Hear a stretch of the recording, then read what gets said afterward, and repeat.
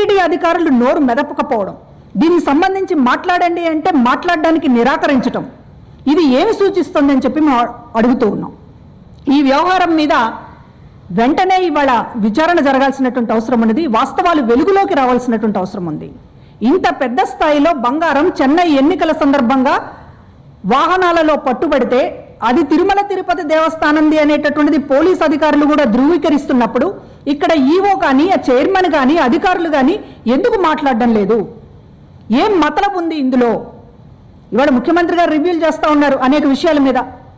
మరి ఇవాళ తిరుమల తిరుపతి దేవస్థానం బంగారం అనేటటువంటిది ఇవాళ రోడ్ల మీద పట్టుబడితే ఒక సెక్యూరిటీ లేదు, దానికి ఒక వాహనాల్లో తరలిస్తున్నప్పుడు ఒక సెక్యూరిటీ కానీ దానికి సంబంధించినటువంటి ఒక ధృవీకరణ పత్రాలు కానీ ఏమీ లేకుండా ఇవాళ నడి రోడ్డు మీద తిరుమల తిరుపతి దేవస్థానానికి సంబంధించినటువంటి బంగారం తరలిస్తున్నారు అంటే ఏంటిది అసలు?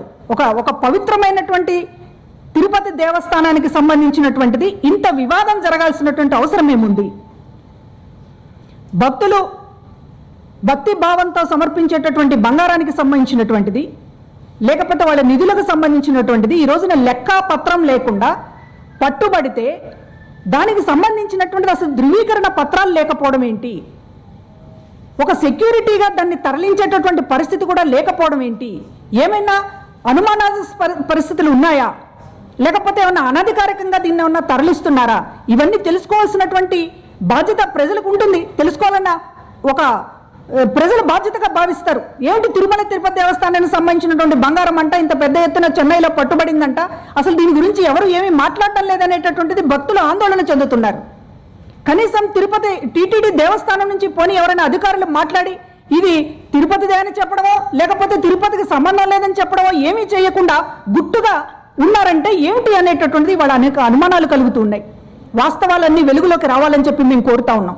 ఎవరు కూడా దీని మీద స్పందించకపోవడం అనేటటువంటిది చాలా బాధ్యతారాహిత్యం. ఈ రోజున ఆ బంగారం ఎవరిది? ఒకవేళ టీటీడీది అయితే ఎందుకు అట్లా పట్టుబడింది? ఎందుకు దానికి ఒక అథారిటీస్ అనేటటువంటిది లేకుండా ఉన్నారు? ఎందుకు అధికారులు మాట్లాడటం లేదు? 2 రోజులు గడుస్తున్నా ఇవాళ టీటీడీకి సంబంధించినటువంటి బంగారానికే లెక్క జమ అనేటటువంటిది దానికి సమాధానం చెప్పేటటువంటి పరిస్థితి లేకపోతే ఇంకా దేవుడికే దిక్కు లేకపోతే ఎవరికి దిక్కుంది ఈ రాష్ట్రంలో? అది దయచేసి మేము వైఎస్ఆర్ కాంగ్రెస్ పార్టీగా ఈ వ్యవహారం మొత్తం కూడా వెలుగులోకి రావాలని, ఏం జరిగింది అనేటటువంటిది వాస్తవాలు తెలియాలని, వాస్తవాలు తెలుసుకునే ప్రజలకు తెలియచెప్పే విధంగా ఏం జరిగింది అనేటటువంటిది అన్ని సంఘటనలు అనేక వివరాలు ఈ బంగారం తాలూకు అన్ని వివరాలు కూడా ప్రజల ముందు ఉంచాలని చెప్పి మేము డిమాండ్ చేస్తూ ఉన్నాం.